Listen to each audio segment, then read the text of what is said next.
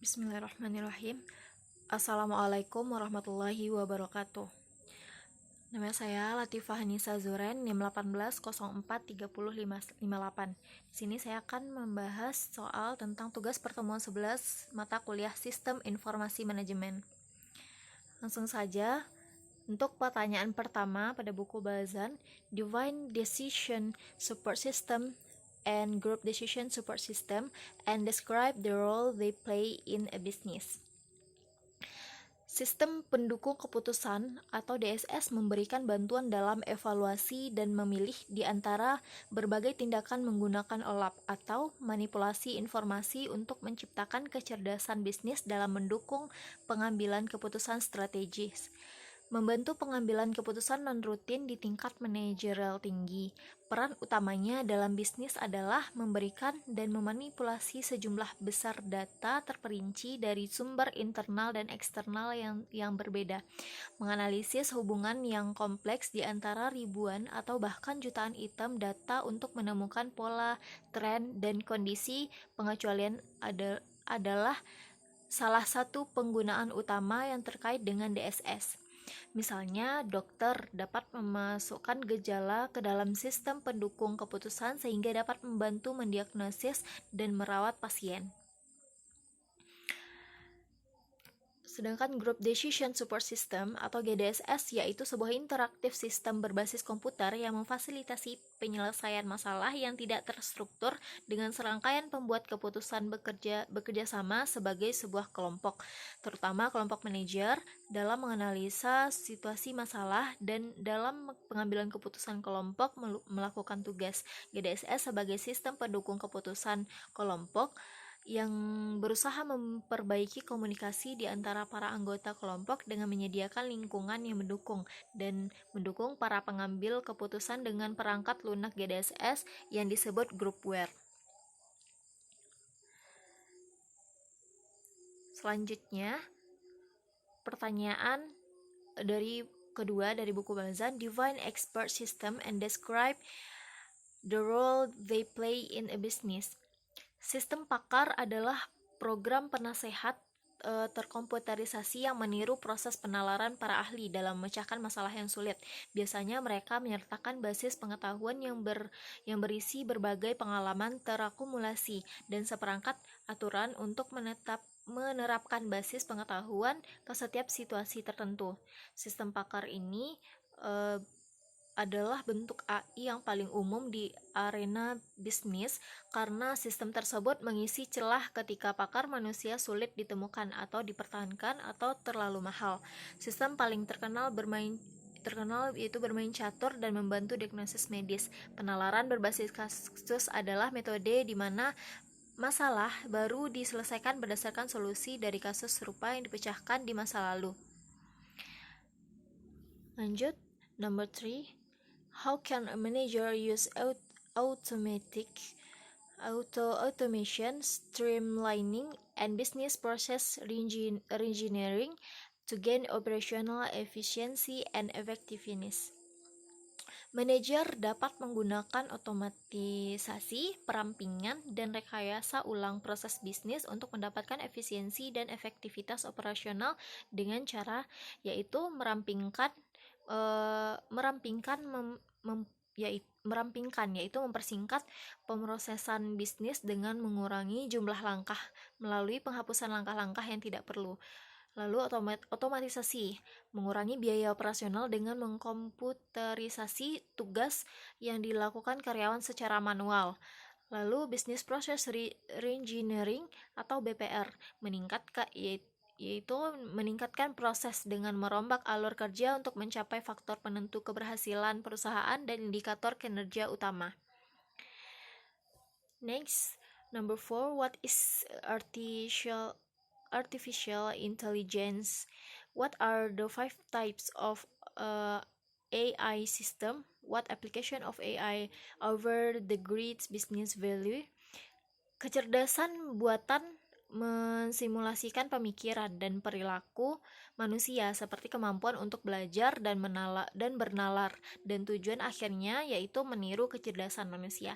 Terdapat 5 bentuk AI yang paling dikenal, yaitu sistem pakar, jaringan neural, algoritma genetika, agen cerdas, realitas virtual. Bahas dari yang pertama, yaitu sistem pakar. Sistem pakar ini adalah program penasehat terkomputerisasi yang meniru proses penalaran para ahli dalam memecahkan masalah yang sulit. Bentuk AI yang paling umum yaitu dan mengisi celah ketika ahli manusia tidak dapat ditemukan, dapat bermain catur dan membantu diagnosis medis. Lalu yang kedua, jaringan neural networks mencoba meniru cara kerja otak manusia, menganalisis sejumlah besar info untuk menetapkan pola dan karakteristik di mana logikanya tidak diketahui. Lalu yang ketiga, algoritma genetika. Ini merupakan sistem AI yang meniru proses evolusioner dan paling cocok untuk menghasilkan solusi yang semakin baik untuk suatu masalah. Ini terbaik di mana ada ribuan atau jutaan kemungkinan solusi untuk suatu masalah. Lalu agen cerdas merupakan tujuan khusus, sistem informasi berbasis pengetahuan yang menyelesaikan tugas tertentu atas nama penggunanya, biasanya memiliki representasi grafis, yaitu bot belanja dapat mempelajari sistem informasi pesaing yang ingin dilacak pengguna secara konstan, memindai web untuk itu, dan memberi tahu pengguna saat efek signifikan terjadi.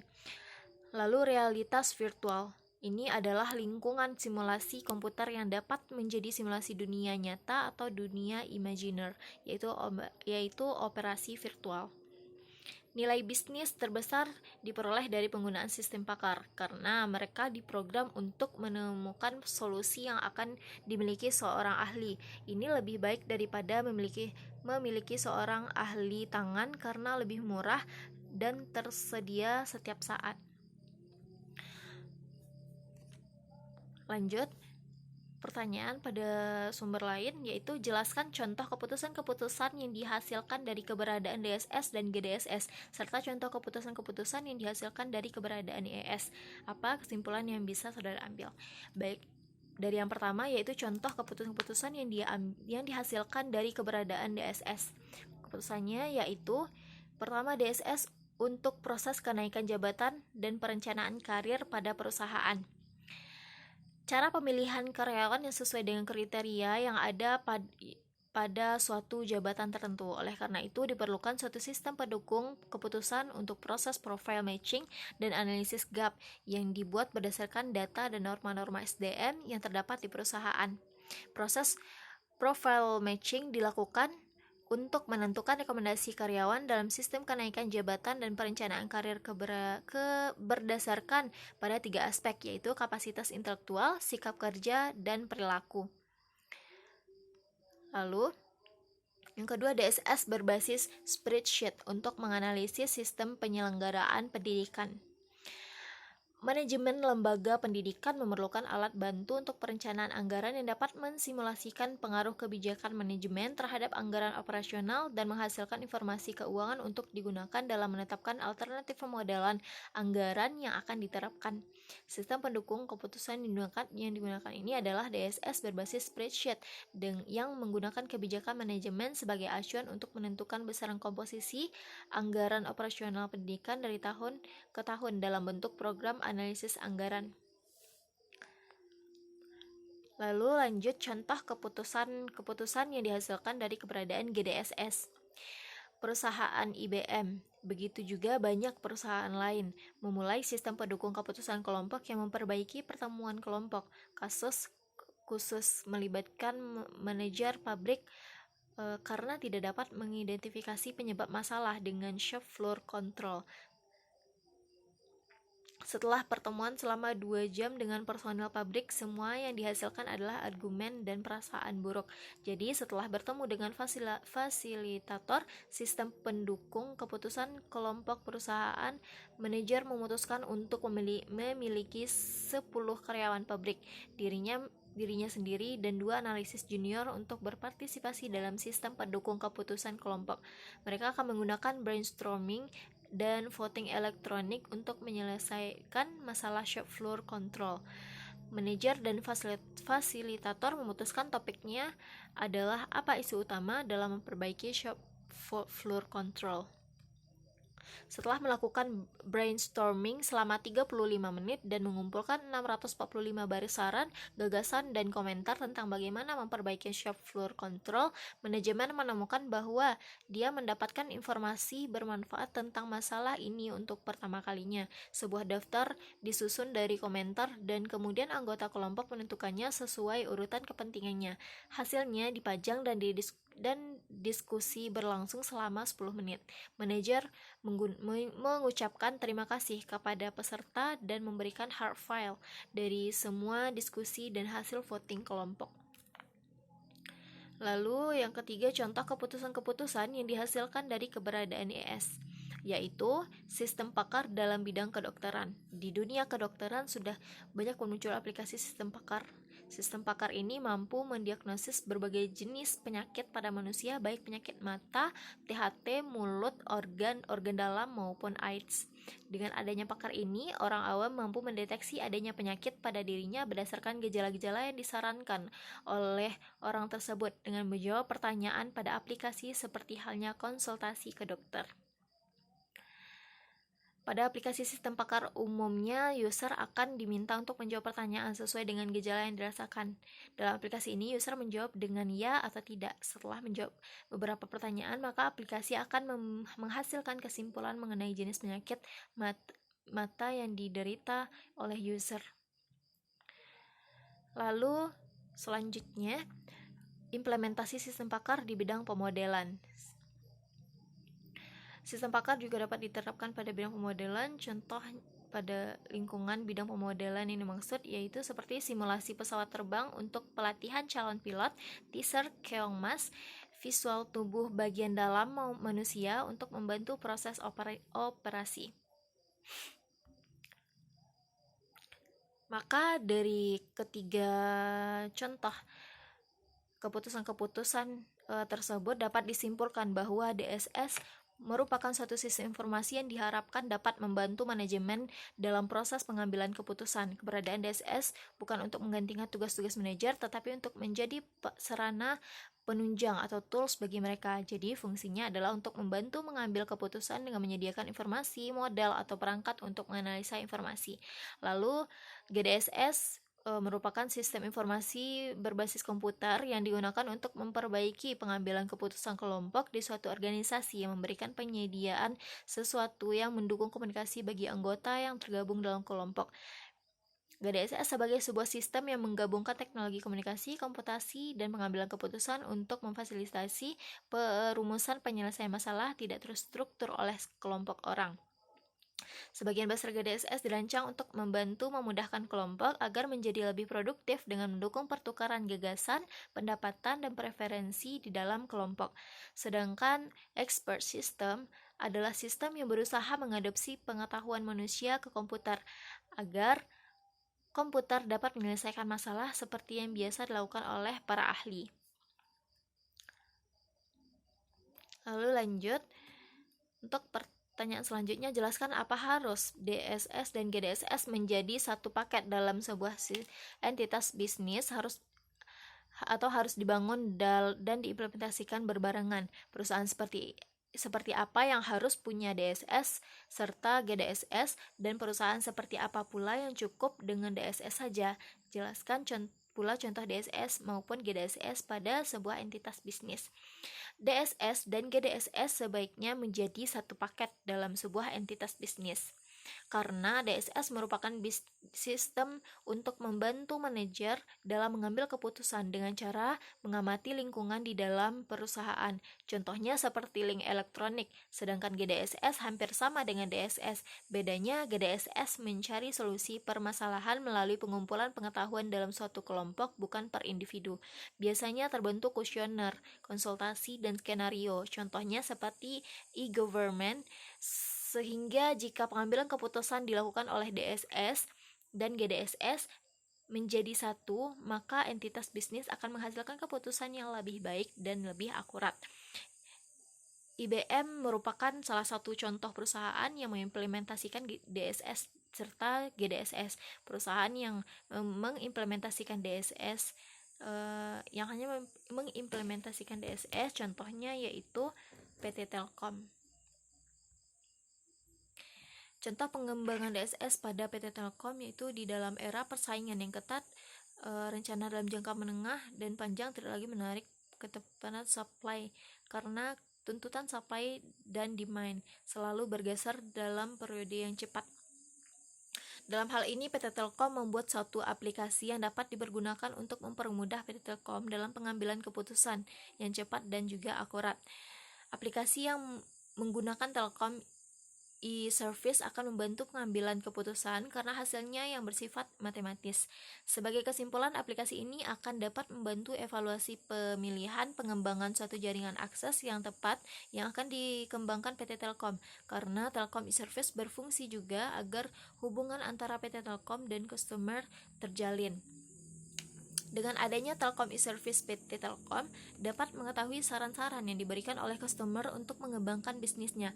Apa saja yang harus dilakukan oleh sistem manajemen PT Telkom itu sendiri, terutama saran tentang Telkom Speedy, apakah itu melalui saluran wireless atau wireline. Dengan adanya DSS, akhirnya PT Telkom dapat cepat menanggapi keluhan-keluhan pelanggan dan pengambilan keputusan perusahaan pun akan lebih efektif dan juga efisien. Sehingga dengan menggunakan DSS ini memberikan keuntungan bagi kedua belah pihak, baik dari segi PT Telkom maupun dari segi customernya sendiri. Untuk contoh pengembangan GDSS adalah pada perusahaan IBM yang sudah saya jelaskan dalam jawaban pertanyaan sebelumnya. Lanjut, pertanyaan pada buku Loudon. Pertanyaan pertama, why did Anthem need better data and analytic tools for human resource? What management, organization, and technology factor contributed to Anthem need for better HR data and analytic? Ketika data Anthem tersebar di banyak sistem dan spreadsheet, hal itu memungkinkan terjadinya banyak kesalahan serta miskomunikasi. Dengan mengubah data STM dan manajemen analitik dapat memahami apa yang terjadi dengan karyawan serta memahami kemana sumber daya perlu dipindahkan atau dihapus. Dengan mengubah data dan analitik SDM, ini memungkinkan Anthem berjalan lebih lancar dengan kesalahan minimal dan lebih sedikit waktu, tenaga, dan uang yang dimasukkan untuk memungkinkan orang memeriksa dan memasukkan data karyawan atau pelanggan ke dalam database. Lanjut pertanyaan kedua, describe the business intelligence capabilities of the PDC portal. Anthem melihat portal PDC sebagai titik awal untuk inovasi berkelanjutan di bidang manajemen sumber daya manusia. Salah satu inovasi PDC baru-baru ini adalah saluran yang dibuat khusus yang mendorong karyawan untuk mempertimbangkan secara rahasia pengalaman kerja mereka, sesering yang mereka suka, menggunakan emoji dan entry text terbatas. Sentimen yang sedang berlangsung tersebut secara dinamis diubah menjadi laporan Vital Team yang memungkinkan para pemimpin perusahaan dengan cepat mengidentifikasi dan menangani potensi risiko produktivitas. Di balik layar, Knightage dan timnya menggunakan kekayaan data tersebut untuk menghubungkan tren agregat dengan kinerja, kemampuan, dan hasil bakat lainnya. Lanjut, number 3, what groups in the company benefit from Anthem's new analytics tools? Explain your answer. Sekarang Anthem menetapkan keterampilan analitisnya secara internal untuk mempertajam keputusan tentang cara menyebar dan mengembangkan karyawan sebagai sumber daya strategis. Anthem membuat portal People Data Central atau PDC berbasis Cold yang dashboard kecerdasan tenaga kerja. Interaktifnya memungkinkan HR dan pengguna Anthem lainnya mengakses dan mengajukan pertanyaan seperti ini menggunakan data internal dan pihak ketiga. Portal ini melayani 56.000 karyawan dan menyajikan data dalam dashboard, grafik, laporan, dan format visual lainnya yang mudah dipahami dan dimanipulasi. Lanjut pertanyaan nomor 4, how did Anthem's new data analytic capabilities change the human resource function and the company? PDC menggunakan Oracle Human Capital Management or HCM Cloud and Oracle Business Intelligence Cloud Service. Oracle HCM Cloud adalah versi berbasis cloud dari alat Oracle untuk manajemen modal manusia atau manajemen sumber daya manusia. Terdapat alat untuk manajemen bakat dan manajemen tenaga kerja. Oracle Business Intelligence Cloud Service menyediakan alat analitik data yang andal sebagai layanan cloud yang tersedia untuk siapa saja di perusahaan. Layanan tersebut mencakup alat untuk query dan analisis ad hoc, dashboard interaktif, dan laporan. Platform cloud berbasis Oracle Anthem membutuhkan waktu kurang dari 6 bulan untuk diterapkan. Sumber daya manusia dan data bakat Anthem tersebar di banyak sistem dan spreadsheet yang berbeda sehingga sulit untuk digabungkan dan dibandingkan.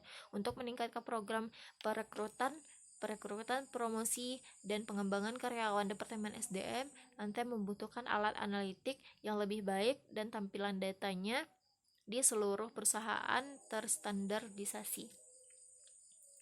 Mungkin sekian yang dapat saya sampaikan. Terima kasih. Wassalamualaikum warahmatullahi wabarakatuh.